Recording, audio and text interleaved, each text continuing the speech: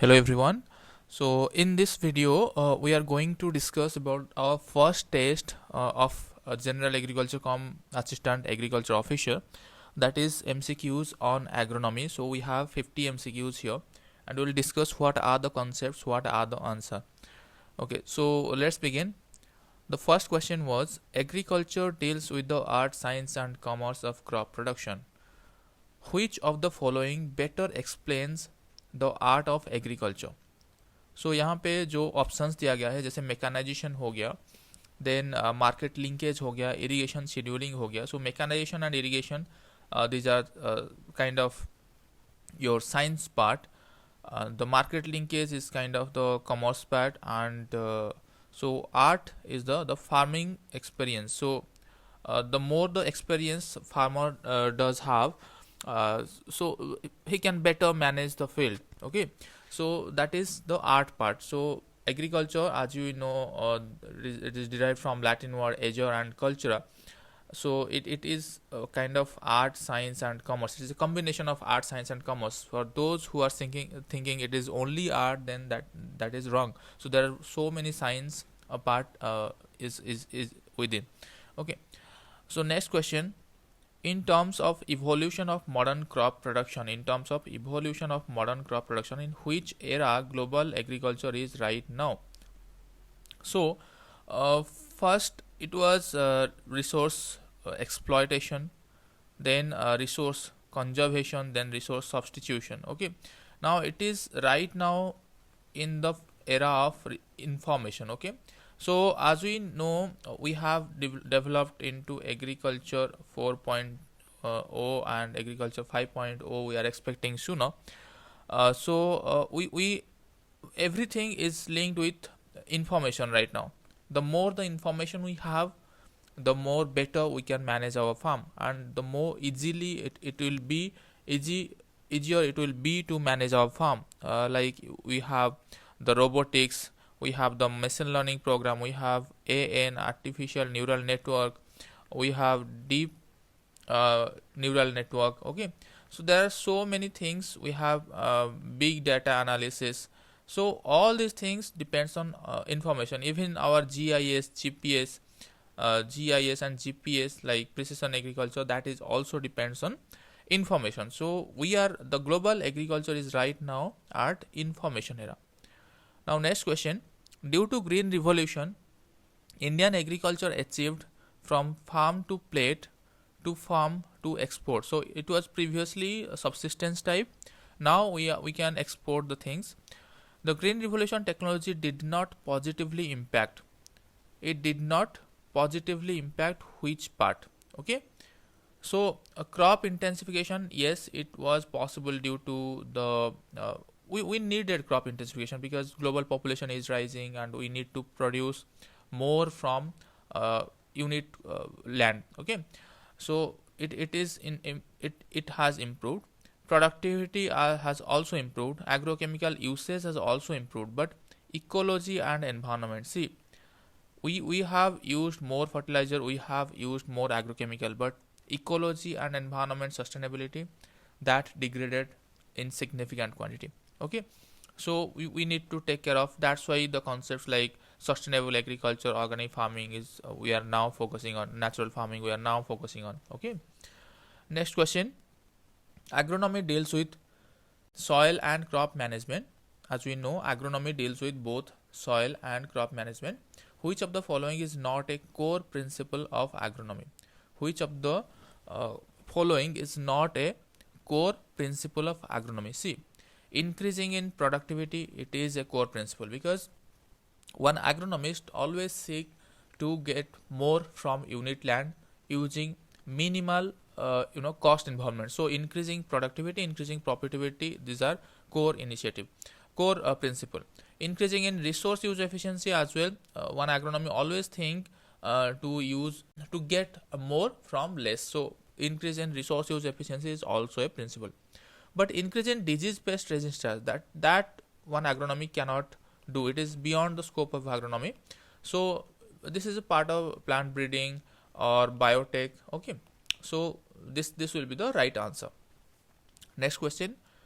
Green revolution was mostly emphasized on increasing the food grain production, by which agricultural technology the green revolution can be transformed into rainbow revolution.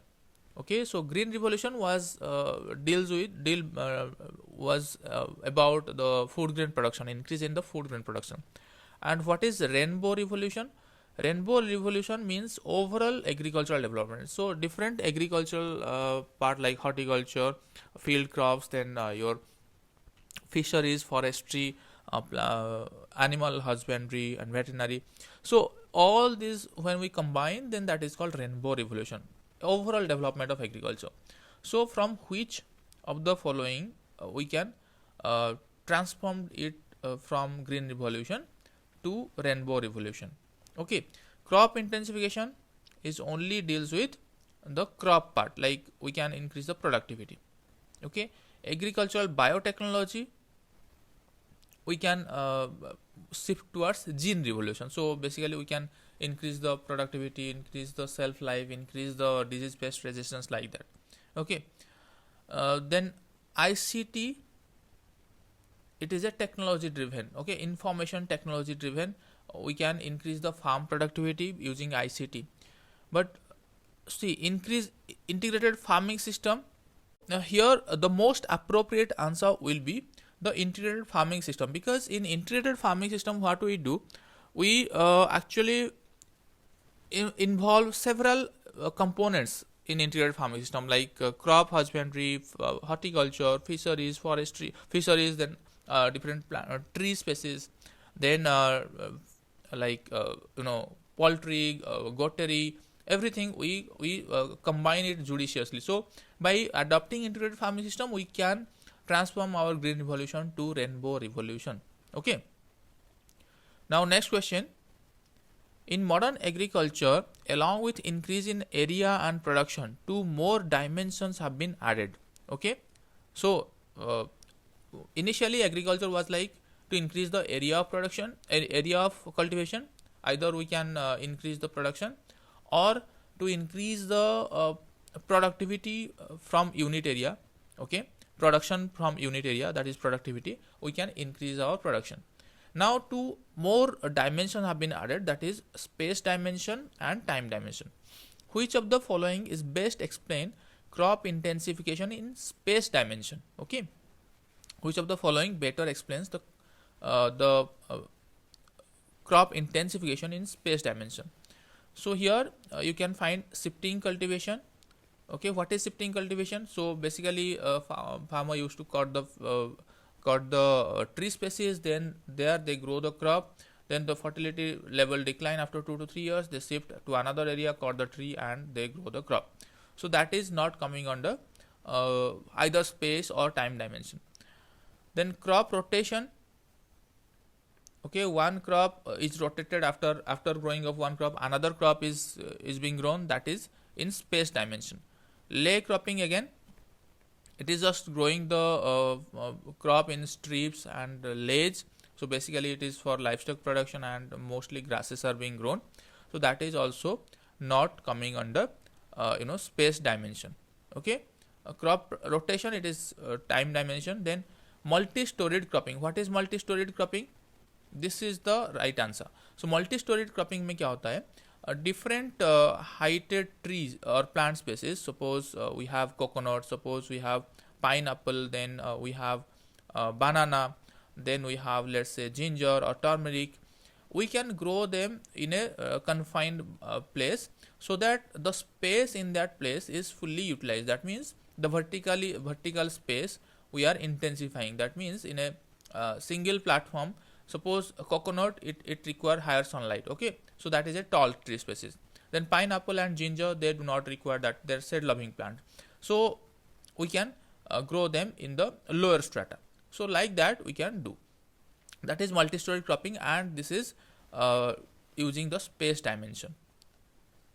Next question. The marginal farmers of India are often poor and having resource constraint for crop production.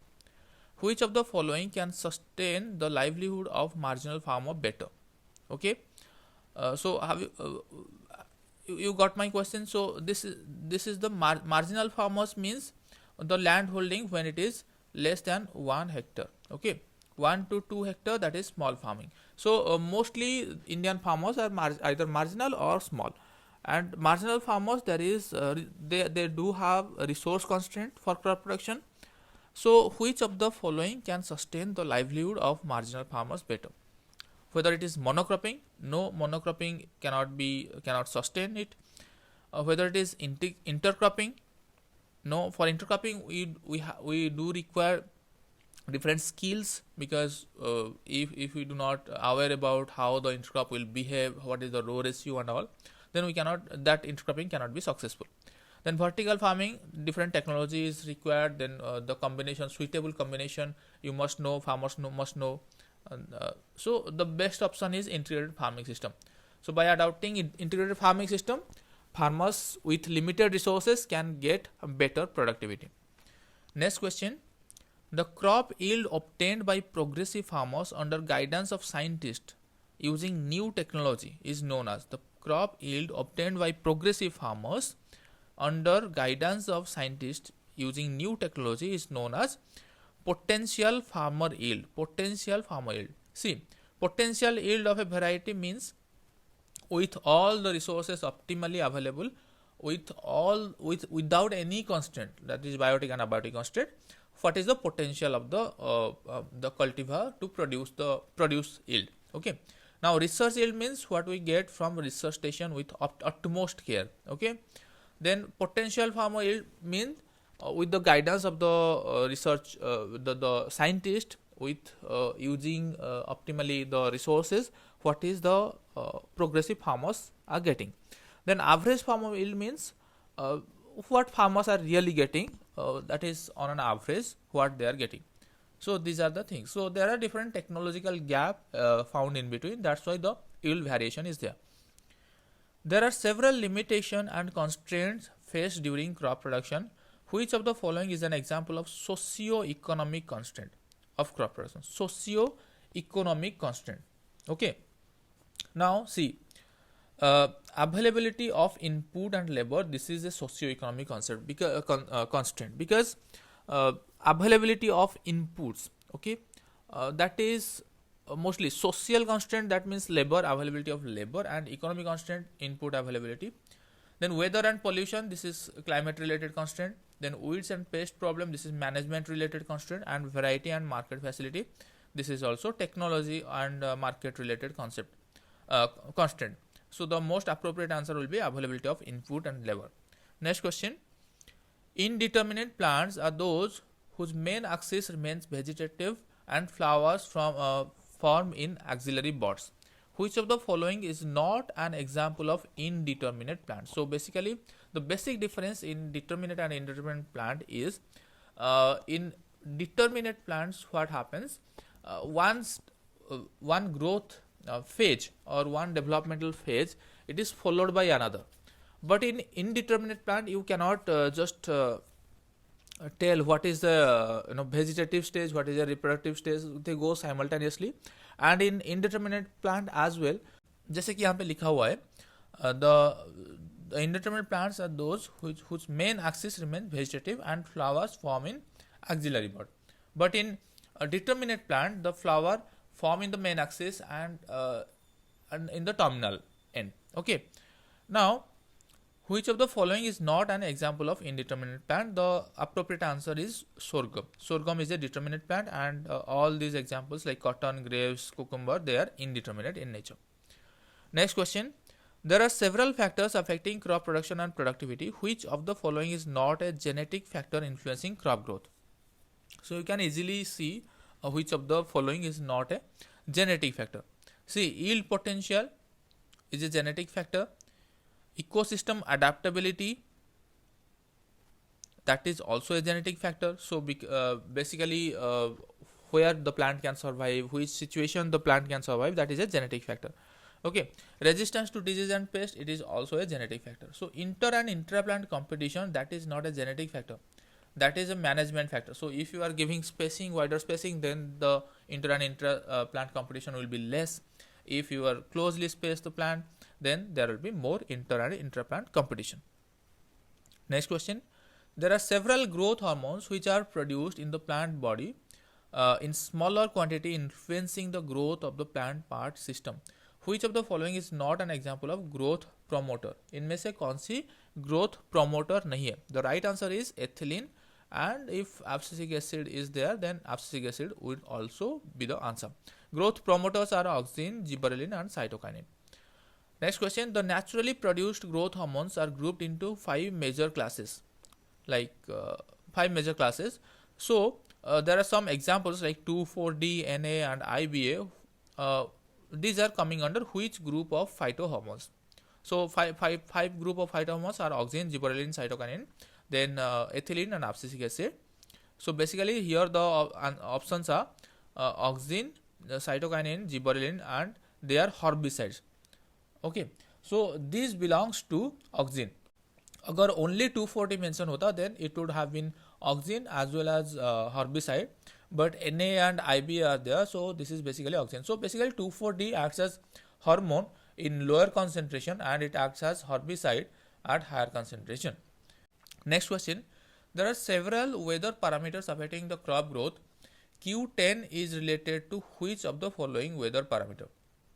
So basically Q10 is related to temperature. Q10 means the rate of reaction at T plus 10 degrees Celsius divided by rate of reaction at T degrees Celsius. Okay, so that is the Q10 value. It varies from 2 to 3. So basically it is related to temperature. Next question: recording growth rate gives the idea of how management factors affecting the crop growth parameter. Which of the following growth parameter represents dry matter production per unit leaf area per day? Okay, so एक एक करके देख लेते हैं. जैसे एजियर हो गया, ये क्या रिप्रेजेंट करता है? W2 minus W1 by T2 minus T1. So basically AGR represents plant's growth, how plant growth happens with respect to time. Okay, now CGR represents per unit meter square area how the plant growth is there. W2 minus W1 divided by T2 minus T1 into 1 by A. So area factor is coming under CGR. Then RGR represents the logarithm of growth rate, like ln W2 minus ln W1 divided by T2 minus T1. NAR represents, this is actually NAR, so it correlates the logarithm of weight as well as leaf factor. So ln L2 minus ln L1 into W2 minus W1 divided by T2 minus T1. So this is NAR. So this represents the NAR, net assimilation rate. NAR means net assimilation rate, AGR means absolute growth rate, CGR means crop growth rate, and RGR means relative growth rate. Now next question: crop growth and development mostly influenced by atmospheric temperature. How higher temperature affects the crop phenophases? Phenophases means the duration of the different phases, that is phenophases. Like suppose vegetative phase, reproductive phase, then tillering to let's say paniculations, like that. These are the phenophases. Okay, so with increase in atmospheric temperature, how phenophases being affected? So first option is remains same, incorrect. Shorten the phenophase, yes. When temperature rises, it shorten the phenophases. Prolonged phenophases, it is wrong, and depends on variety, it is wrong. So when temperature rises, the phenophases shortens actually, because the physiological activity is increases, okay, rapidly. Yes, beyond certain limit it will not increase the physiological activity. Beyond certain limit there will be adversity, but up to certain limit the phenophases shortens. Then tillage is the physical manipulation of the soil with suitable tool. Which of the following is not an objective of tillage? इनमें से कौन सी tillage का objective नहीं है? Suitable seed bed preparation, it is an objective. Removing hard pan, it is an objective. Mixing manure and fertilizer is also an objective, but improving soil structure and reducing erosion, it is not a not an objective of tillage, because doing tillage continuously we destroy the soil structure and we increase the soil erosion chance. So that's why modern concept of tillage have been arised, like zero tillage, minimum tillage, like that. Okay, now next question is: tillage is the qualitative characteristics of soil Okay, tilth is the qualitative characters of the soil after tillage. So after tillage, what we get from soil, that is called tilth. Which of the following does not represent good tilth? Which of the following does not represents good tilth? Equal proportion of micro and macro pore, it is recommended. Crumbly and friable soil, it is also recommended. Larger aggregates in irrigated area also recommended. So this is the wrong answer. Higher micropore than macropore, because अगर देखो higher micropore and macropore proportion, if micropore proportion will be higher, so there will be aeration problem. अगर आप पानी दे रहे हो and there is more micropore and less macropore, then aeration will be problem, root growth cannot be proper. So always it is recommended कि the soil should have equal proportion of micro and macropore. And और एक question और एक option जो कि why there should be larger aggregates in irrigated agriculture. See, जैसे मैं अभी बताया कि अगर इरीगेटेड कंडीशन में लार्जर एग्रीगेट नहीं होगा, अगर आप इरिगेशन दे रहे हो, अगर if the soil is let's say clay type and if the soil is let's say fine texture type, then what will happen, for longer period the water will be there, stagnant water will be there in the root zone, so there will be aeration problem. So larger aggregates are recommended for irrigated agriculture, and smaller aggregates are recommended for dryland agriculture, because in dryland agriculture we want the soil and seed contact more. Okay, we want the soil and seed contact better, so that's why we generally recommend smaller aggregate in dryland agriculture. Next question, tillage influences several soil properties. Which of the following soil property can hardly be changed by tillage? Which of the following physical property can hardly be changed by tillage? Porosity, see, porosity increases by tillage. Structure, it is also easily manipulated by tillage. Bulk density, it is decreased by tillage, because when we say bulk density, that means mass by volume, and when porosity increases, so bulk density decreases. Texture is one physical property that is not influenced by tillage or any management factor. Hardly it can be influenced, because texture is only the proportion of sand, silt and clay. So inherently they are present there. Okay, we are not adding that sand, silt and clay, okay, from outside. So where it will go? It will be there. The sand, silt and clay will remain there only. So the ratio, it is not disturbed. So texture remain same. Then bulk density represents the mass of the soil to total volume of soil including pore space. Okay, what is the influence of tillage on the particle density? See, the question has been modified here, or it is being tricked here. First it told you about bulk density, now it is asking about the question of particle density. So particle density means mass of the soil divided by volume of soil solid. It is not considering the pore space. Okay, but tillage influences the pore space, so it cannot influence the volume of soil solid. It is remaining constant. So tillage doesn't affect the particle density. This will be the right answer. Tillage does not affect the particle density. अगर bulk density पूछा जाता, then it is reducing the bulk density. Next question, tillage breaks the hard pan and aggregates can make the soil porous. Tillage breaks the hard pan and aggregates and makes the soil porous. What is the impact of tillage on soil thermal conductivity and heat capacity? So when there is more pore or more pore space available, the heat capacity and thermal conductivity decreases. So tillage ultimately decreases the heat capacity and thermal conductivity. Next question, different plow is having different purpose of usage. Which of the following plow is the lightest and used for multiple purposes and by most of the marginal farmer? So this is the right answer is country plow. Country plow means the wooden plow that is being utilized by marginal farmers in village area generally. Okay, so right now they are using tractor, MB plow and all, but most of the farmers, marginal farmers, they use country plow, and it is a multi-purpose plow to prepare the soil, to mix the fertilizer, FYM and fertilizer in the field, to remove weeds, to have the lines. Okay, so they are having multiple purpose. Then the depth of plowing depends on the effective effective root zone depth. The depth of plowing depends on the effective root zone depth. That means effective root zone depth means from which region of the soil, from which depth of the soil the plants take up most of its nutritional and water requirement. According to CRIDA, that is Central Research Institute for Dryland Agriculture, the depth of plowing when it is classified as deep plowing. So CRIDA has defined the plowing depth and classification. So if it is 5 to 6 centimeter, that is called shallow. Okay. Then 15 to 20 centimeter, this is medium depth or medium plowing. 25 to 30 centimeter, it is deep plowing. Okay. So this will be the right answer. Next question. Chisel plows are used for subsoiling and breaking of hard pans at deeper depth. To prolong the effect of subsoiling, vertical mulching is adopted mostly in which soil order? Okay. So क्या होता है, जब hard pan formation होता है then चिजलिंग करके उसको break किया जाता है. एंड क्या होता है, जब the soil is having more characteristics of shrinking and expansion, then that effect remains for very less time. So that's why vertical mulching is being done.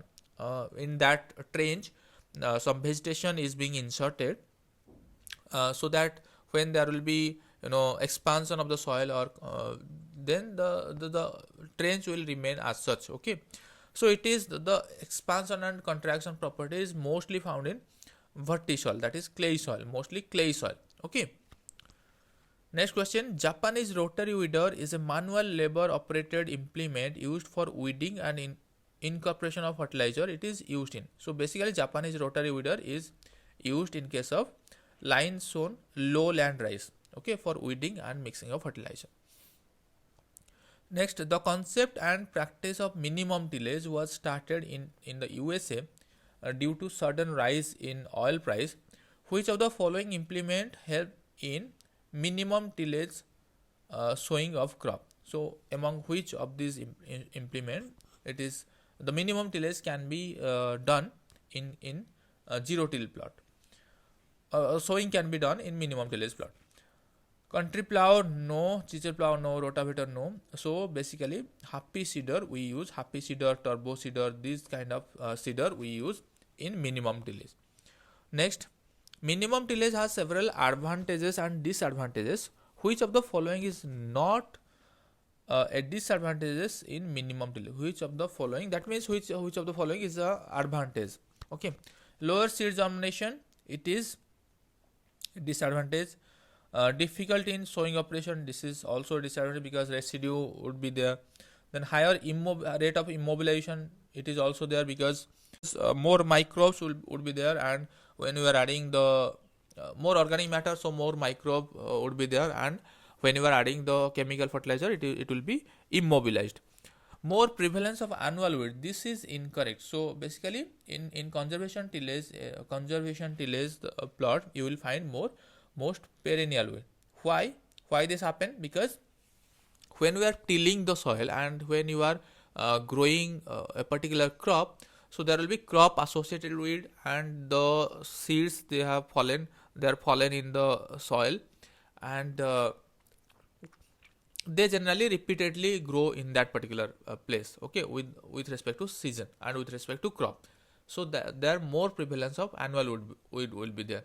But when we are going for conservation tillage, mostly weeds remain in the field, we just apply herbicide and we just control them.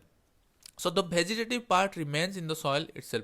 So next season they also grow. Same weed will grow year after year. So that is a concept of like perennial weed mostly prevail in minimum tillage field. Okay. Next question. Puddling is the plowing of soil under standing water to form impervious soil layer. The main objective of puddling is, so what we do in puddling?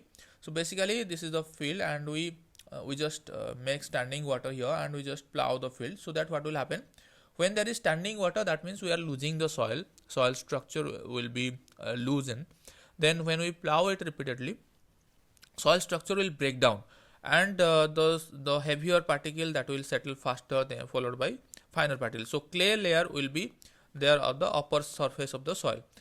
So there will be very less chance of, we are reducing actually the chance of percolation. So basically it is used for loss of soil water in percolation. So by using this, we can increase the water use efficiency in rice generally. Okay.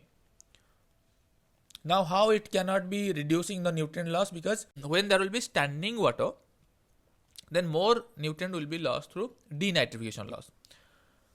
Root growth increasing, it is not a general operation for increasing the common operation for increasing the root growth. Improving soil aeration, it is also not going to happen, because the soil layer will be compact if we are doing poddling.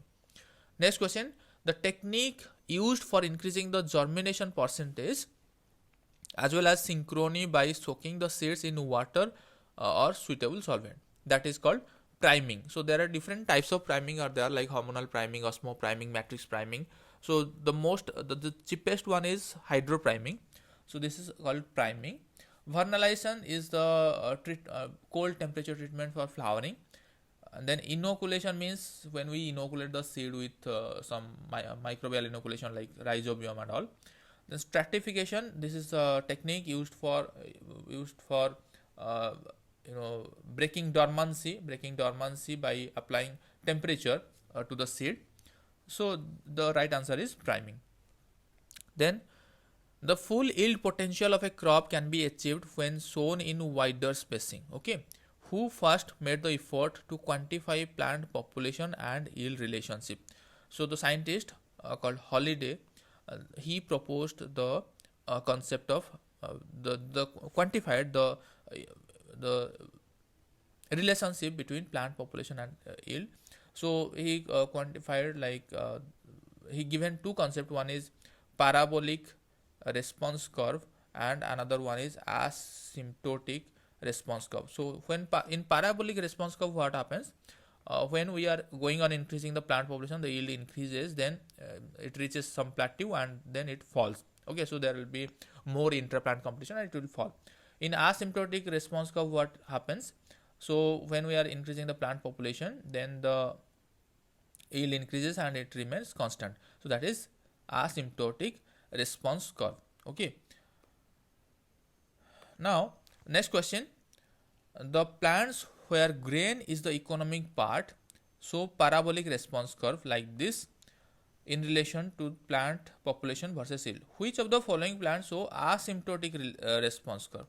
So generally, if I'll say ki those crops where grain or economic part is the economic part, grain is the economic part, there parabolic response curve happens. So you can see where the economic part is not grain, then there the asymptotic response curve will be there. Okay, like your forage crops and all.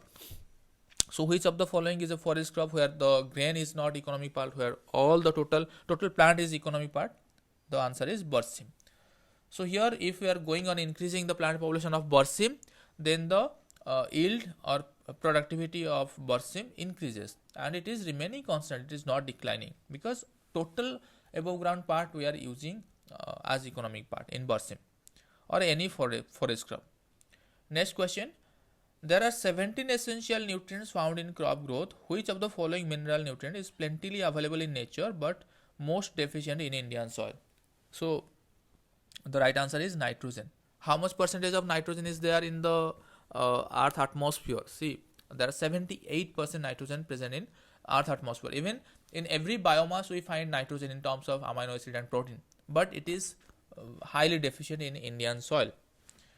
Next question, immobilization is the process of assimilation of soil mineral nutrient in biomolecules of living organism.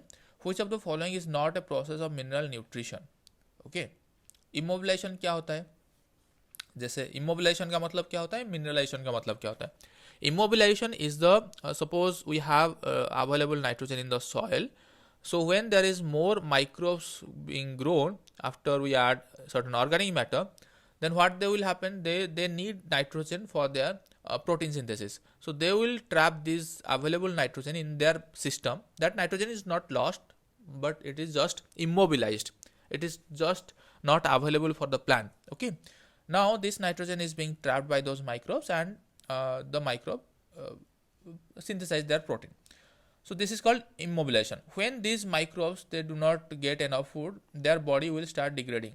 So the protein will become amino acid, the amino acid will become nitrate, okay, nitrate or nitrite, then that process is known as mineralization. Okay, now when we are talking about mineral nutrition, that is basically absorption, translocation and assimilation. Absorption means absorbing that nutrient. Mineral nutrition is consist of absorption, that means absorption of the nutrient from the soil, followed by translocation of the nutrient, and assimilation, that means formation of the biomolecule. Okay, so here the right answer will be mineralization. It is not a part of mineral nutrition. Next, mineral nutrients are taken up by plants mostly in ionic form. Which of the following nutrient is available to plant both in cationic and anionic form? The right answer is nitrogen. So it is available in nitrate form and ammoniacal form. Okay, molybdenum MoO4 2 minus, phosphorus H2PO4 minus and HPO4 2 minus, boron BO3 minus. Okay, so only nitrogen is available in both cationic and anionic form. Next question, based on nutrient content in plant biomass, nutrients are classified as basic nutrient, micronutrient and macronutrient. Which of the following is present in plant biomass in the highest quantity? So highest quantity अगर देखा जाए, so basic nutrients are present in highest quantity like CHO. Basic nutrients are CHO. Remember, C present in around 45%, oxygen in around 45%, hydrogen around 6%. Other nutrients consist other 4%. Okay, from other nutrient also nitrogen, potassium is having higher content. So here the right answer is, according to the question, the carbon will be the right answer. Next question, the forage area in rhizosphere depends on mobility of the nutrient in soil. For which of the following nutrient the forage area is largest? So basically forage area means, suppose this is the root system. Okay, forage area means from how much area the root can take up that nutrient. So for immobile nutrient, the forage area will be the area assigned to the root hair or the root system. Very less area is the forage area. But in case of let's say mobile nutrient, what is the forage area? Mobile nutrient can reach to the root easily. So forage area can be like this. Okay, from a larger area the plant can take up that nutrient. So suppose for nitrogen the forage area is more. For phosphorus the forage area is limited to the only the surface of the root. Okay, so here the question is the forage area is largest for. So here the answer will be nitrogen. See, phosphorus is very less mobility in soil, zinc is having also very less mobility in soil, magnesium is having also limited mobility or less mobility in soil. Phosphorus is limited mobility, zinc is almost immobile. Phosphorus and zinc are almost immobile. Largest one is nitrogen, so it is very highly mobile in soil. That's why forage area is higher, larger. Next question, the locality of deficiency symptom. The locality of deficiency symptom of essential nutrient depends on the mobility of the nutrient in the plant. For which of the following nutrient the deficiency symptom is found in terminal bud? Which of the following nutrient the deficiency symptom is found in terminal bud? So if the mobility is higher, suppose this is the plant, okay, if the nutrient is highly mobile, then it can easily move to the upper portion. So in mobile nutrient, generally the deficiency symptom found in the lower leaves. Okay, when it is found in terminal bud, that means the nutrient is immobile in nature. So which nutrients are immobile in nature? Both calcium and boron. So here the answer will be calcium and boron. Okay, now next question, chlorosis is the decrease in chlorophyll content in leaf causing yellowing. Which of the following nutrient deficiency causes interveinal chlorosis in plant? See, nitrogen deficiency, complete chlorosis in older leaf. Okay, sulfur deficiency, complete chlorosis in new leaves. Okay, potassium deficiency, mostly chlorosis found in a common pattern and it is mostly found in older leaf. Okay, in manganese and iron, generally manganese, iron as well as magnesium, there is interveinal chlorosis is found. Interveinal chlorosis means the main vein will remain green and the intervenal part will be chlorotic. Okay. Next question. Crop response to applied nitrogen depends on crop type and nutritional requirement. Which of the following crop respond least to applied nitrogenous fertilizer? That crop which require less nitrogen, that will respond less to applied nitrogen. So here the right answer will be pulses, because pulses, they can fix atmospheric nitrogen on their own and they can use that nitrogen for their growth and development. Okay. Now that's why pulses do not respond to the fertilizer that much, the nitrogenous fertilizer. Next question. Manures increase soil organic carbon and soil health. Which green manure crop has both stem and root nodulation? That is Dhoincha, mostly the Sesbania rostrata. Okay, it has both stem and root nodulation. Fertilizer having alkaline residue in soil explained by equivalent basicity of the fertilizer. So you must remember the equivalent acidity and basicity of different fertilizer. It is being continuously asked in different competitive exam. Which of the following fertilizer is having the highest equivalent basicity? This is calcium cyanamide, somewhere around 63. Okay, you just remember this. There are different species of diazotroph fixing atmospheric nitrogen. So diazotroph are nothing but the organisms they fix atmospheric nitrogen. जैसे कि rhizobium, azotobacter, azospirillum, they all are diazotroph. Which among the following diazotroph is a free-living aerobic diazotroph? So basically azolla is symbiotic, Azolla anabena. So basically that is a symbiotic. Rhizobium is also symbiotic.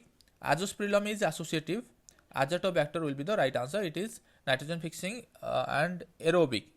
Okay. And it is free living. Among the total global area under genetically modified crop, which type of GMCs are being cultivated most widely? So most widely is herbicide tolerant genetically modified crops. Okay. Genetically modified crops are also, there are biofortified, enhanced self-life, insecticide resistance, genetically modified crops are there, but mostly grown GMCs are herbicide tolerant.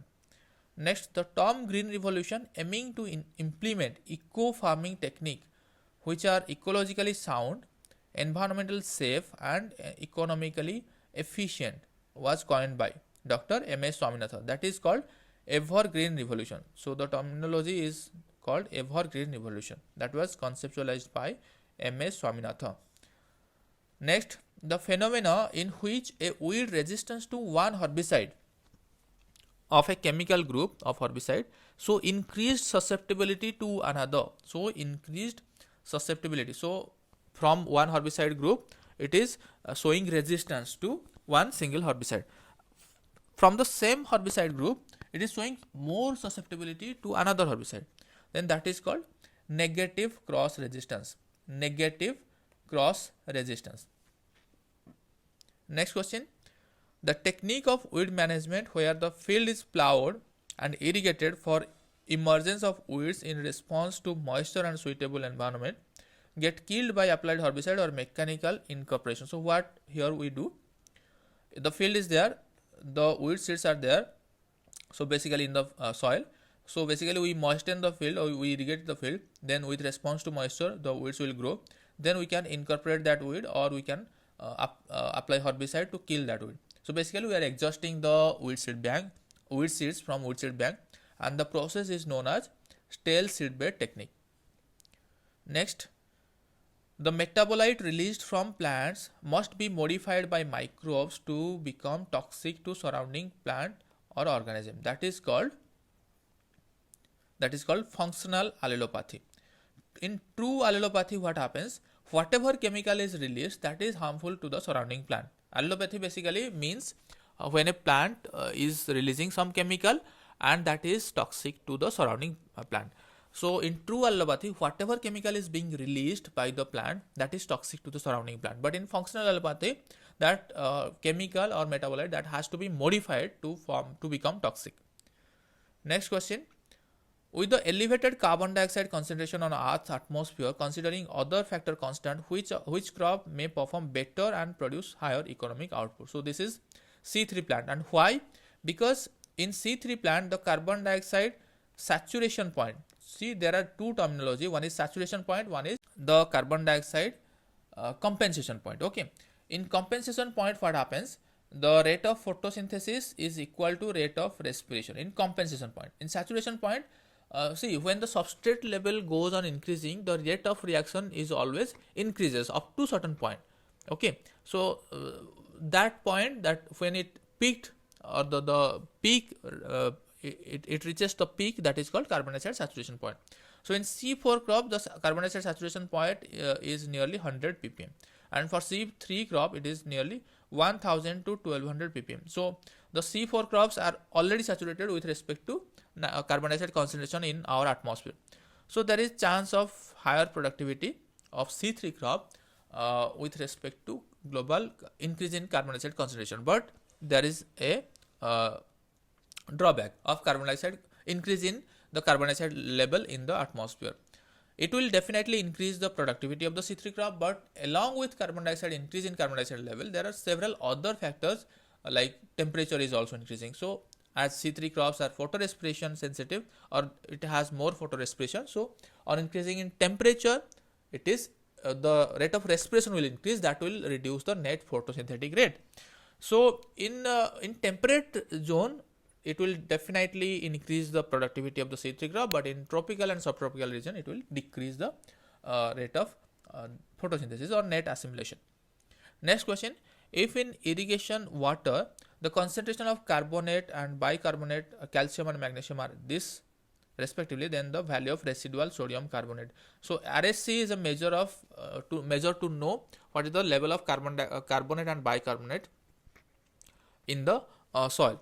So the formula of RSC, residual sodium carbonate is, the formula of RSC is equal to carbonate plus bicarbonate minus calcium plus magnesium.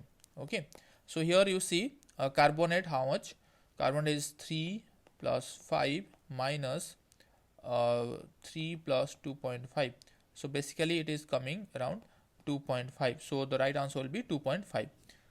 okay, now what is the range? Less than 1.25 is good water, then 1.25 is moderate, more than 1.25 to 2.5 is moderate, more than 2.5 is poor quality water, that means it contains more carbonate and bicarbonate. Next question is the relationship between crop yield and ET. The relationship between crop yield and ET in cereal, that is linear. Okay, the relationship between, if the question would be in pulses, then that is quadratic. Okay, you just remember this. So we have discussed so many 50 MCQs from agronomy along with their explanation, and yeah, if you have any doubts still remained, you can ask me in the comment section. Until then, see you, bye bye.